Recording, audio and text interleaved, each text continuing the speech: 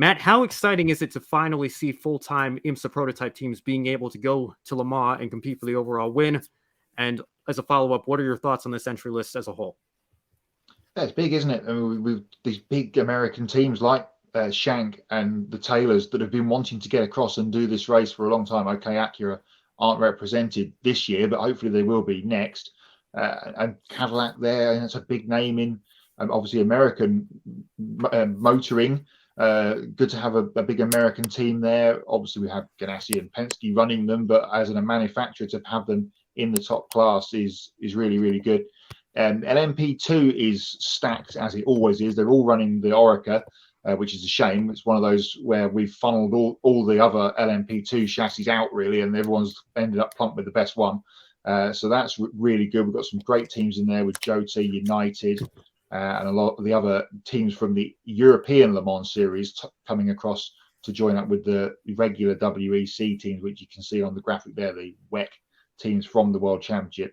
So that is going to be a race to watch out for. Well, we'll all be looking at the big class, but the real race could come from LMP2 across the weekend, because that is stacked and massive amount of really, really good drivers in those class. A lot of them could and probably should be featuring in the hypercar class, but unfortunately, when the music stopped, there was no chairs to spare. There's your GTE AM category. We've only got one GTE category this year because GTE Pro, as it was, has gone away. So that has got bolstered by a few more entries, although we have only got the one GT category, and that pesky number 24 NASCAR will be mixing it up with those guys, I'm sure, throughout the 24-hour race. Really, really looking forward to it. It's a really stacked entry.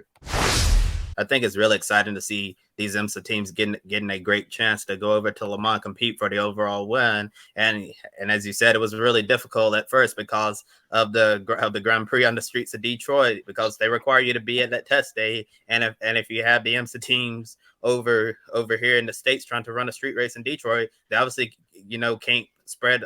If they spread all their resources over here and then try to go over there as well, they're going to spread themselves very thin. So it really makes sense. Although it would have been nice to see the IMSA GTP class on the streets of Detroit this year with the new circuit moving from Belle Isle to downtown Detroit.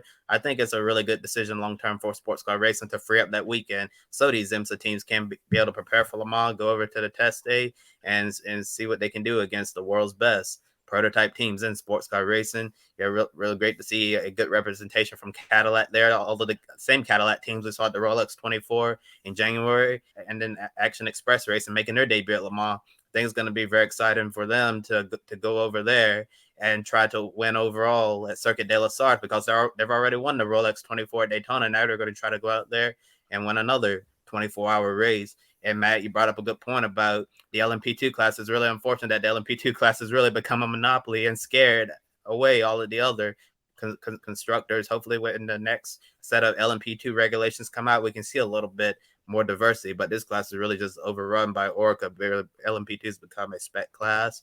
And then GTM, really disappointing to see GTE Pro go away. But unfortunately, it was just the times that we're in, and it no longer makes sense to keep the class. So we now have just a single Prime GT class. And as far as the Garage 56 entry, we've talked about that numerous times on Grit tonight. Really excited to see what the NASCAR entry can do when it's time for this year's 24 Hours of Le Mans. Really looking forward to seeing it mix it up with the GT cars going down the Mulsanne straight. And I'm sure all of the fans of the track are going to be very excited to see that car as well.